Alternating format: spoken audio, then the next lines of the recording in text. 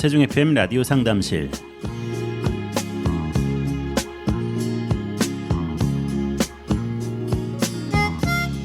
안녕하세요. 세종 FM 라디오 상담실 김보성 인사드립니다. 요즘 SNS에 봄꽃 사진들이 많이 올라온 것 보면서 이제 진짜 봄이구나 하고 실감을 하게 됩니다. 멀리 나가지 않더라도 가까이에서 예쁜 꽃들을 감상할 수 있는 봄이 되었죠. 혹시라도 울적한 마음이 있으신 분 계시다면은 자연 속에서 봄꽃을 만나서 마음을 새롭게 하고 밝게 하는 기회를 꼭 가지시길 추천합니다. 네, 매주 시간 청취자 여러분의 생활 속 법률 문제에 대한 명쾌한 해답을 주시는 법률사무소 약속 조신영 변호사님 함께했습니다. 변호사님 안녕하세요. 네, 안녕하세요. 조신영 변호사입니다. 네, 반갑습니다. 네, 반갑습니다. 네, 변호사님은 꽃 사진 좀 많이 찍으셨어요? 저는 이제 봄꽃을 좋아하는데요. 네. 제가 사진 찍는 거 취미가 없어가지고 사진은 잘 안 찍으시는군요. 네. 네. 사진을 찍어도 이제 찍을 때는 기분이 좋은데 네. 막상 그 찍고 난 다음에 보는 경우가 별로 없더라고요. 아, 예, 그래서 그러시군요. 네네.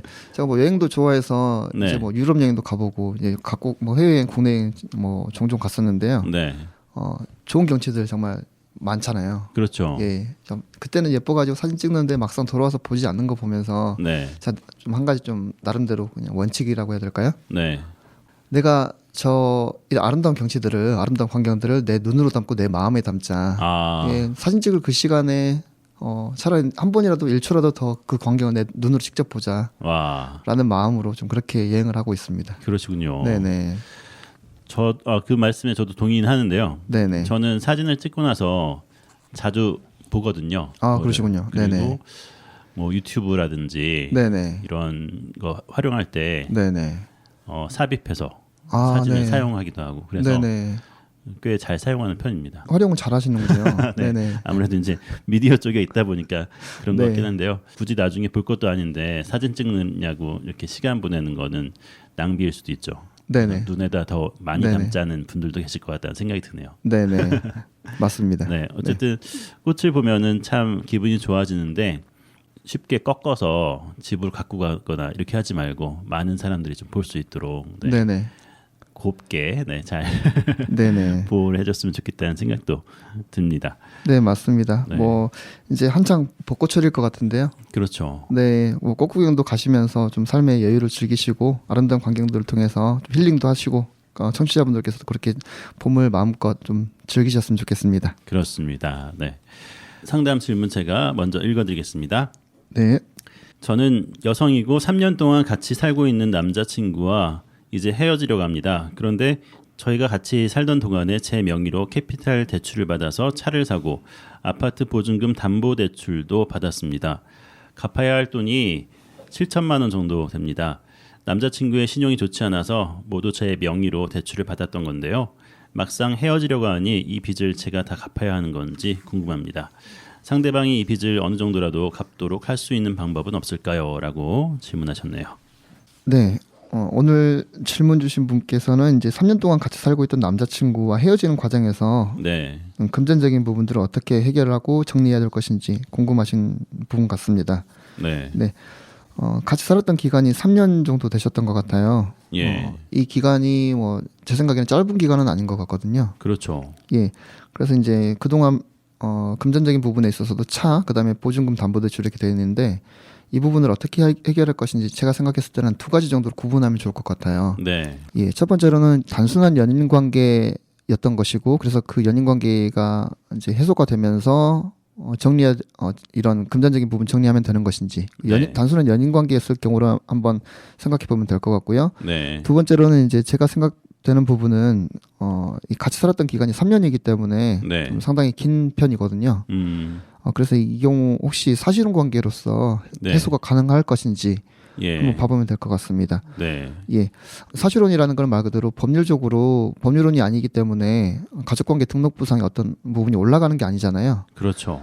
그런 차원에서 이제 가족관계 등록부에 등재되는 부분은 없기 때문에 상호간에 이제 헤어지더라도 그런 차원에서 좀 꺼리끼는 부분은 없을 거라고 일단 생각이 들기는 하고요. 네, 그렇다면은 재산관계를 정리할 때 이제 단순한 연인 관계에서 해소를 하는 것이 좋을 것이냐, 아니면 사실혼 관계 해소가 됨을 되는 걸 통해서 정리하는 것이 좀 유리할 것이냐 네. 한번 나름대로 판단을 해보시면 좋을 것 같습니다. 네. 예, 먼저 그냥 단순하게 연인 관계였을 때 정리하시는 걸 한번 생각을 해보면요. 네. 뭐 합의서라든가 각서, 공정증서 이런 것들을 작성을 하시는 것도 저는 괜찮을 것 같고요. 솔직하게 그냥 남자친구분한테 그동안에 사용했던 이 사용료 부분에 대해서 각자 반반 부담하자라고 네. 하셔도 좋을 것 같고요. 필요에 따라서는 내용 증명을 발송하셔도 될 것 같습니다. 먼저 차를 검토를 해보면요. 차량의 네. 경우에는 지금 캐피탈 대출을 받아서 이제 차를 이제 본인 명의로 여성분 명의로 사셨다고 했는데요. 네. 이 차를 반납하실 것 같으면 일종의 뭐 위약금 같은 게 나올 수 있잖아요. 그렇죠. 네, 아니면 계속 사용하셔도 상관없는 거고요. 네. 계속 사용하실 것 같으면 지금까지 사용했던 것에 대한 뭐 이자 부담 같은 것들 있잖아요. 네. 그것을 이제 상식적인 선에서 반반씩 부담하는 걸로 좀 정리하시면 될 것 같고요. 만약에 차를 사용할 필요가 없어서 반납을 하실 것 같으면 이제 위약금에 대해서도 마찬가지로 2분의 1씩 부담하시는 걸로 한번 합의를 해보시면 좋을 것 같습니다. 네. 네. 예, 그리고 아파트 보증금 담보대출인데요. 아마도 이제 같이 사는 그 주거지를 아파트 전세 보증금 마련해서 이렇게 하신 것 같고 그 보증금에 대해서 또 담보대출 받아서 생활비로 사용하시든 아마 사용하셨던 것 같아요. 네. 이제 보증금 같은 경우면 이 아파트에서 지금 이사를 가실 계획이시면 보증금이 반환이 되잖아요. 돌려받게 되죠. 예, 네. 보증금 반환 돌려받아서 그 돌려받은 보증금으로 이제 대출금 갚으시면 될 것 같거든요. 네. 예, 담보대출 받으신 그 부분을 반환하시면 될 것 같기 때문에 이 부분도 마찬가지로 금전적으로 큰 손해가 있을 것 같지는 않습니다. 그동안 그러니까 살았던 비용에 대해서는 네네. 청구를 하고 싶다는 네네. 그런 이야기인 것 같아요. 예. 이제 그렇다고 하시면 이제 마찬가지로 그동안의 어떤 이자 부담이라든가 네. 본인이 부담하셨던 그런 금전적인 비용들이 있으시면 거기에 대해서도 이제 2분의 1 부담을 하자라고 하시면 될 것 같아요. 네. 네네. 그리고 이제 보증금은 이제 반환 받으셔서 다 갚으시면 될 것 같고 만약에 또 이 경우도 이제 일시에 반환하는 거기 때문에 또 위약금이나 발생할 수 있잖아요. 뭐 중도 상환 수수료 맞아요. 중도 상환 이런 것도 수수료라고 있고요. 하죠. 네. 예, 그런 부분에 대해서도 이제 상호간에 2분의 1씩 반반 부담하면 괜찮지 않을까 좀 생각이 들긴 합니다. 네. 그렇게 되면은 차와 지금 보증금 담보대출 건이 해결이 되는 것 같고요. 네. 예, 만약에 이제 남자친구분께서 적절하게 협조를 해주지 않는다고 하시면 이제 좀 전에 말씀드렸던 것처럼 내용 증명 등 발송을 하셔서 법적 조치를 좀 준비하시면 좋을 것 같습니다. 네. 예, 그리고 그동안에 같이 거주를 했었고 그다음에 이런 부분을 이제 차든 아니면은 생활비 같은 것들은 이제 각자 뭐 따로따로 구분하는 것이 아니라 같이 사용했다라는 것들에 대해서 뭐 카톡이 됐든 메시지가 됐든 뭐 어떤 부분이든지 한번 좀 그런 자료들을 잘 모아두셔 가지고 향후의 법적 분쟁에 대비해서 준비를 하시면 좋을 것 같습니다. 네. 이제 연인 관계 아니라 사실혼 관계로 된다 네네. 했을 때는 네네. 어떨까요? 예, 말씀드려 보겠습니다. 이제 사실혼 관계라고 하면요, 이제 사실혼이 성립될 것이냐 말 것이냐 요건들이 있습니다. 네. 네, 법적으로 정해져 있는 건 아니지만 판례에서 이제 우리나라 대법원 판례에서 인정하고 있는 요건들이 있는데요. 서로 간의 경제적인 부분에 있어서 서로 동거 부양하고 협조하는 그런 부분들이 있었는지 네. 일종의 이제 어쨌든 법률론이 형성되면 그 법률론에서 형성되는 것 중에 서로 간의 정조 의무, 부양 의무, 뭐 동거 의무 이런 것들이 있는 거잖아요. 네. 예. 그런 의무와 권리들을 공유하는 그런 상황이 됐었는지를 가지고서 사실혼이 인정되는지 안 되는지가 아마 판가름이 될 것입니다. 네. 예, 오늘 같은 경우는 제 생각에는 일상적인 생활을 거의 공유를 하셨던 것 같고, 그 다음에 거주지 한 곳에서 이제 같이 거주를 하셨던 것이고, 네. 차량도 이제 같이 활용을 하셨던 것 같고, 그 다음에 기간도 3년 정도 되시기 때문에 저는 사실혼이 성립될 여지도 좀 있어 보이긴 하거든요. 예. 예, 사실혼이 성립될 것을 전제로도 한번 준비를 해보시는 것이 저는 좋을 것 같고요.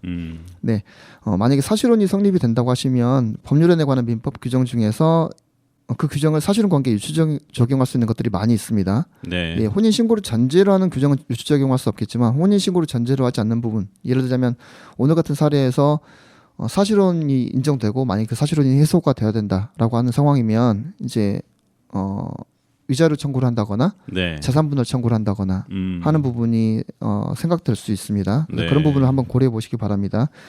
누군가의 귀책 사유에 의해서 사실혼이 해소가 된다고 하면 그 귀책 사유가 있는 사람에 대해서 위자료 청구를 할 수가 있는 거죠. 네. 반대로 남자분이 사실혼 주장하면서 네네. 재산 분할을 요구할 수도 있겠네요.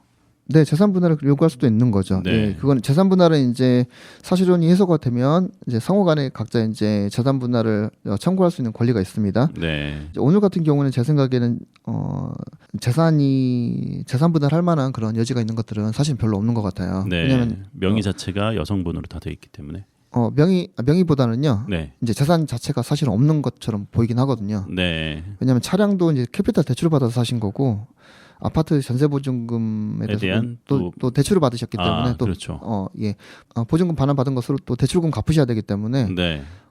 보증금이 얼마 정도 남는지 모르겠지만 사실은 좀 분할할 만한 재산이 많지는 않으실 것 같고요. 네. 예, 그래서 이제 만약에 남자친구분께서 어떤 본인이 했던 부분이라든가 아니면 금전적인 부분에서 책임을 지고 싶어하지 않는다라고 하시면 네. 지금 오늘 상담 주신 여성분께서는 그 동안에 본인이 사용했던 그런 비용들 네. 내용들은 이제 금전거래 내역, 예금거래 내역 확인하셔가지고 그 중에서 이제 2분의 1 정도 수준을 남자친구분에게 이제 사실혼 관계에 의해서라도 좀 청구할 수 있는 여지가 있는 것으로 저는 생각이 됩니다. 네. 네. 그리고 이제 사실혼 관계라고 하면 재산 분할이 또 사실은 중요하잖아요. 그렇죠. 이 3년 동안의 기간 동안 형성된 재산이 있다거나 아니면 기존에 본인들이 각자 갖고 있는 그런 특유 재산이었다고 하더라도 이 3년 동안 이 재산의 유지 또는 감소 방지를 위해서 각자 노력한 부분이 있다면 상대방 재산에 대해서 분할 청구할 여지가 있긴 있습니다. 네. 예, 좀 이런 부분을 고려하셔가지고 유불리를 좀 감안을 하셔서 예, 잘 고려하시고 판단하시면 좋을 것 같습니다. 네, 그렇군요. 일단은 3년 동안에 살았던 것들은 좀 정리하면서 금전적인 것들도 사실 깔끔하게 해소가 돼야지 네네. 나중에 또 분쟁이 생기지 않으니까 네네. 잘 해결됐으면 좋겠는데요. 네네, 맞습니다. 남성 입장에서는 지금까지 같이 살았는데 그걸 어떻게 또 나누냐 아니면 네네. 하나하나 어떻게 그걸 다 따지냐 네네. 그렇게 이야기하면서 그냥 헤어지려고 할 수 있는 가능성이 꽤 높을 것 같다는 네, 생각이 그렇죠. 들어요. 네네. 네. 오늘 같은 경우는 어쨌든 여성분의 명의로 각자 이제 어떤 대출을 받으셨던 거기 때문에 네. 사실은 이제 남자분한테 이거를 부담을 해라라고 청구를 하기 위해서는 여성분이 입증을 해야 되는 것 같아요. 입증 책임이 여성분한테 있는 것 같기 때문에 네. 사실은 이제 입증하는 부분이 또 사실은 녹록지는 않거든요. 네. 네, 좀 잘 준비하셔가지고 대처 방안을 마련하셨으면 좋겠습니다. 네. 좋아서 만나서 살 때와 또 헤어질 때는 완전 달라지잖아요. 네, 네, 맞습니다. 네, 그래서 좀 마무리도 잘 됐으면 좋겠다는 생각이 듭니다. 네. 잠깐 전하는 말씀 듣고 나서요. 계속해서 다음 질문으로 넘어가도록 하겠습니다.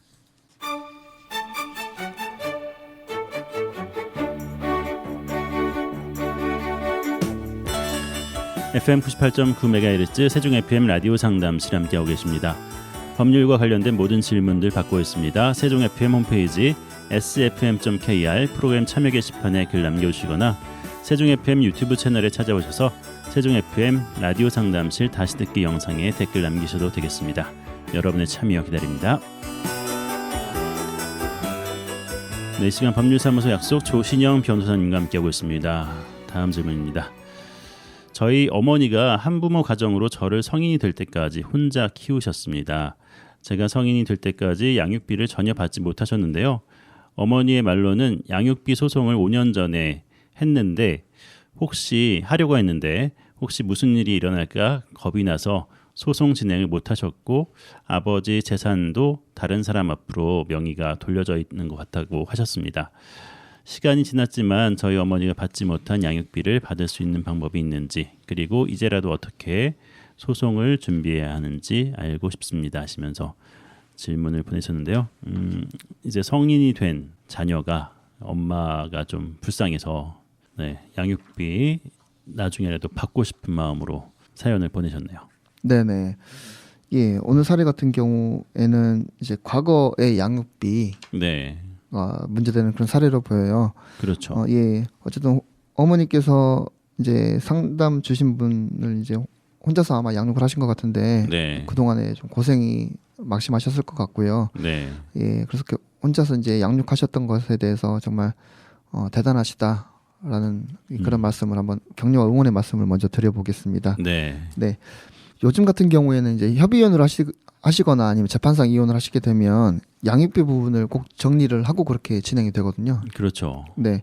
그래서 이제 협의혼을 하시더라도 양육비 부담 조서라는 걸 작성하도록 되어 있어요. 네. 이제 누가 양육을 할 것이며 양육하지 않는 사람은 그러면은 양육비를 얼마만큼 부담하겠다라는 내용에 대해서 조서로 정리를 하는 거거든요. 네. 법원을 통해서 하는 거고요. 그 제도가 이제 신설된 게 2009년 5월 8일이었습니다. 네. 그러니까 아마 오늘 상담 주신 분께서는 그 전에 이제 부모님께서 뭐 이혼을 하셨든 뭐 그렇게 되셨던 사례로 좀 보이긴 하고요. 그러니까요. 네. 네. 그래서 이제 이런 양육비에 대해서 좀 정리가 되지 않은 상태에서 이혼을 하셨던 건 아닐까 좀 추측을 해봅니다. 네. 네. 이제 먼저 양육비 같은 경우는 누구한테 지급하는 것이냐, 자녀가 어떤 상황이었을 때 양육비를 지급하는 것이냐라고 하면 미성년자인 자녀가 있었을 때 네. 양육비를 지급하게 되겠죠. 자녀가 성년이 되면 양육비를 지급하지 않아도 되는 것입니다. 네. 그러니까 이혼하실 때 성년 자녀가 있다고 하면 그 성년 자녀를 양육하는 분에 대해서는 이혼한 상대 배우자가 그 성년 자녀에 대한 양육비를 지급하지 않아도 되는 것입니다. 네. 예.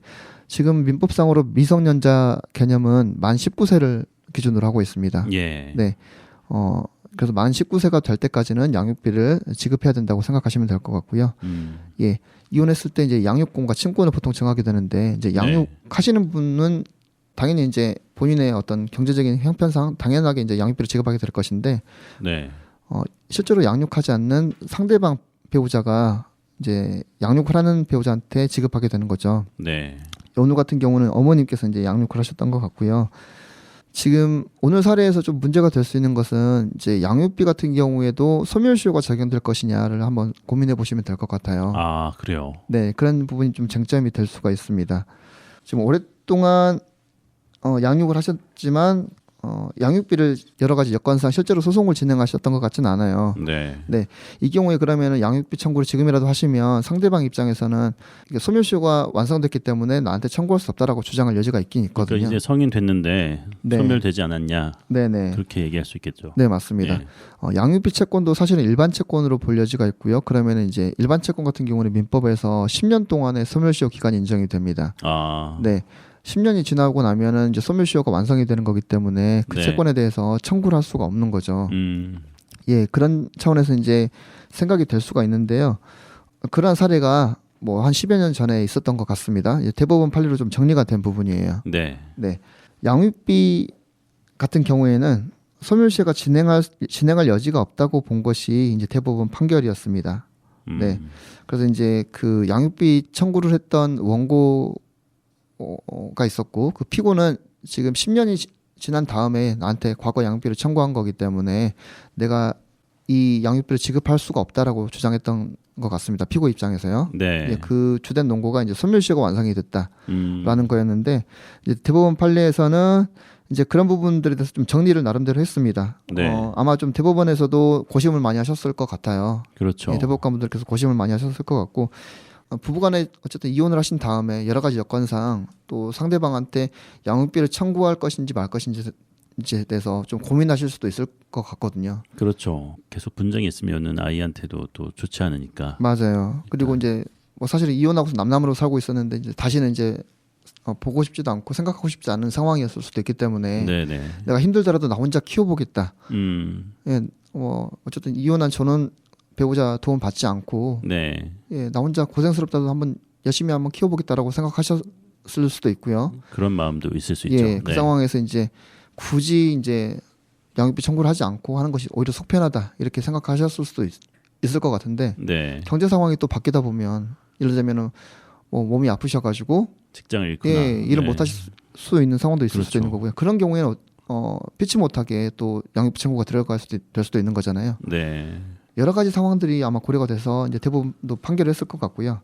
그래서 이제 대법원 같은 경우는 양육비 지급을 구할 수 있는 권리가 기본적으로 추상적인 법적 지위에 있었던 것이기 때문에 구체적으로 양육비 심판 청구를 하지 않는 이상 구체적인 재산권으로서 성질을 갖지 않고 있다가 법원에 실제로 청구를 하게 되면 그때부터 이제 구체적인 재산상의 권리가 된다라고 이렇게 논리 구성을 했습니다. 네. 예, 왜 이렇게 논리 구성을 한 것 같냐면 이제 소멸시효 때문에 그런 것 같아요. 소멸시효는 권리를 행사할 수 있는 때로부터 진행하도록 되어 있거든요. 네. 민법 제 166조에 나와 있는 거고요. 그렇다면 추상적인 권리로 있었을 때는 이 소멸시효가 진행하지 않는다는 겁니다. 네. 네. 그래서 아마 대법원에서도 과거 양육비 청구를 하는 이 사건에서 아마 이 추상적인 권리로만 일단 보고 이렇게 논리 구성을 한 것 같고요. 실제로 법원에 심판 청구를 하면 그때부터 이제 소멸시효가 진행되는 걸로 이렇게 본 것 같습니다. 그럼 그때부터 10년. 네네, 맞습니다. 거군요. 네. 네. 그래서 이제 성년이 됐다고 하더라도 과거의 양육비를 내가 구체적으로 법원에다 청구를 한 그런 사정이 없었으면 네. 뭐 10년이 됐든 20년이 됐든 지금이라도 청구를 하면 그거는 가능하다, 청구할 수 있다라고 본 그런 사례입니다. 네. 예, 그래서 오늘 같은 사례에서도 이제 과거 양육비 청구가 가능하신 부분이기 때문에 한번 그런 부분을 고려하셔가지고 필요에 따라서 청구해야 될 상황이시면 그렇게 좀 지금이라도 법원에 청구를 하시면 될 것 같습니다. 네. 이 질문 내용에도 있지만 재산을 다 돌려놓거나 나는 가진 게 없다 이렇게 또 주장을 하면서 뭐 양육비를 당연히 안 주려고 할 것 같긴 한데요. 여태까지 안 줬으니까. 네네, 네네. 그런 경우는 어떻게 해야 될까요? 네, 이런 경우가 좀 사실은 곤란하실 수 있어요. 네. 예, 판결에 이겨놓고도 아니면 또 양육비 청구 소송에서 이겨놓고도 실제로 돈을 못 받을 수 있는 상황이 될 수가 있잖아요. 아, 네. 일단은 심판 청구를 하셔서 그 결정을 받으신 다음에 네. 상대방 재산에 대해서 조회를 할 수 있는 그런 권리가 생기는 거고요. 아, 상대방으로 하여금 재산을 밝혀라라고 이제 청구할 수 있는 그런 상황이 될 수가 있습니다. 그래서 네.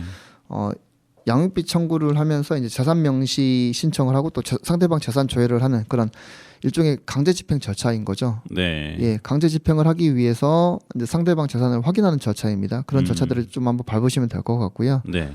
그리고 혹시라도 지금 직장을 다니든 아니면 어떤 사업을 하시든 소득이 있다고 하면 그 소득에 대해서도 매달 추심할 수 있는 권리가 있습니다. 그렇죠. 네, 강제 집행 절차를 통해서 그렇게 추심할 수 있기 때문에 일단은 이제 판결이든 소송이든 받으셔가지고 권리를 확보하셔서 그 권리를 바탕으로 상대방 재산에 대해서 추심할 수 있는 그런 또 집행을 압류나 뭐 이렇게 추심할 수 있는 집행 권한을 확보하시는 것이 좀 중요할 것 같습니다. 네. 그리고 이제 아버지께서 재산을 다른 사람 이름으로 돌려놨다고 했는데 만약에 이게 양육비 청구가 들어올 것으로 예상이 되어서 양육비를 지급하지 않기 위한 의도로 자기가 갖고 있는 뭐 전 재산을 다 다른 사람 이름으로 돌려놨다라고 하는 부분이 있으면 뭐 재혼을 했다거나 이러면은 네네 예, 뭐 그런 부분도 네. 생각해 볼 수 있겠죠. 그럴 수도 있죠. 네. 예, 어떤 의도나 목적을 가지고 했던 부분이라고 한다면 이제 민법상 그 사회행위 취소 소송이라는 게 있습니다. 네. 네,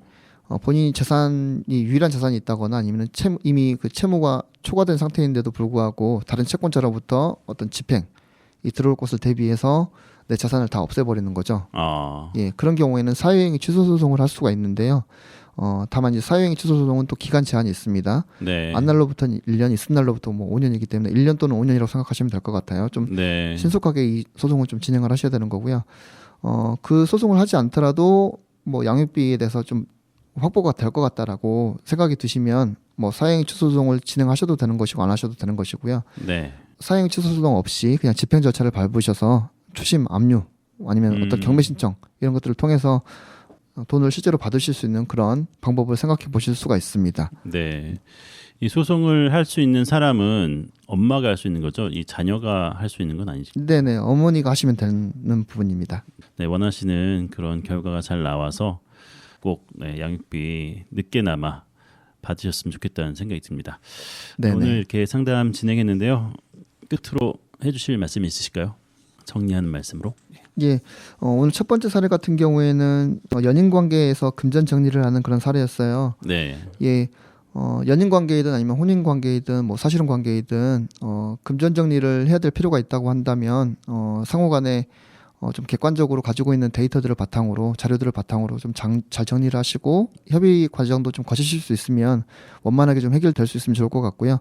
그게 아니고 원만하게 해결되지 않는 상황이라고 하신다면 본인이 가지고 있는 자료를 바탕으로 법률 전문가의 상담을 받아보시고 내용 증명 등 이렇게 좀 절차적으로 좀 단계를 밟아 나가셨으면 좋겠습니다. 법률 분쟁을 준비하기 위한 단계를 잘 밟으셨으면 좋을 것 같고요. 네. 두 번째 사례는 이제 과거 양육비 청구 사례였는데 과거 양육비 청구는 언제든지 할 수 있다. 소멸시효가 진행하지 않는다라고 생각하시면 될 것 같고 다만 이제 실제로 청구를 하시고 난 다음에 어떤 결정을 법원의 심판 결정을 받으시면 그때부터는 이제 10년의 소멸시효가 진행되는 거기 때문에 10년 이내에 꼭 집행이라든가 수심할 수 있는 그런 절차들을 밟으시면 좋을 것 같습니다. 네. 네. 오늘도 좋은 말씀 감사합니다. 지금까지 법률사무소 약속 조신영 변호사님 수고하셨습니다. 다음 주에 뵙겠습니다. 네, 감사합니다. 수고하셨습니다.